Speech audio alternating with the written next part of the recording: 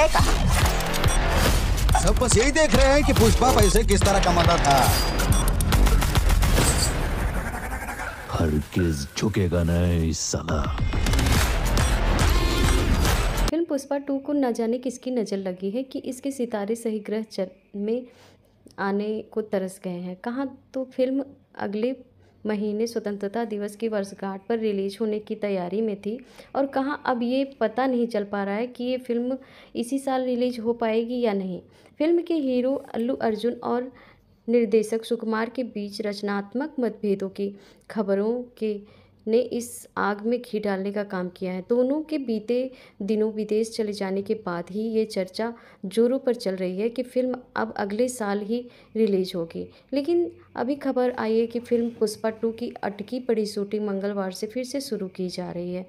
निर्देशक सुकुमार ने लाल चंदन की तस्करी को लेकर अरसा पहले एक कहानी वेब सीरीज़ के लिए सोची, और बातों बातों में ये कहानी उन्होंने अपने करीबी अभिनेता अल्लू अर्जुन को सुना दी। अल्लू अर्जुन इस कहानी को सुनकर उतना उत्साहित हुए कि उन्होंने इसे अखिल भारतीय फिल्म के रूप में विकसित करने के लिए सुकुमार को राजी कर लिया।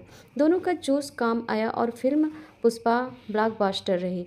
फिल्म ने हिंदी पट्टी में भी शानदार कारोबार किया और इसी के साथ इसकी सीक्वल फिल्म पुष्पा 2 का भी ऐलान हो गया।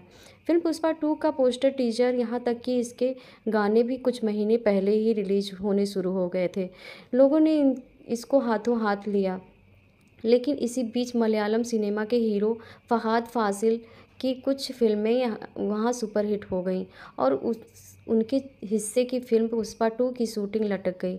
फहाद फासिल के हिस्से की शूटिंग अटकने के बाद ही अल्लू अर्जुन और सुकुमार में मतभेद की खबरें आनी शुरू हुई और सुकुमार फिल्म का काम कुछ दिनों के लिए रोक कर विदेश चले गए। उधर अल्लू अर्जुन के भी अपने ट्रेडमार्क्स दाढ़ी कटाकर अमेरिका चले जाने की बात सामने आई तो लोग हैरान रह गए। ट्रेड में इस बात की चर्चा इस महीने शुरू हुई से ही है कि फिल्म पुष्पा 2 अब शायद अगले साल रिलीज होगी।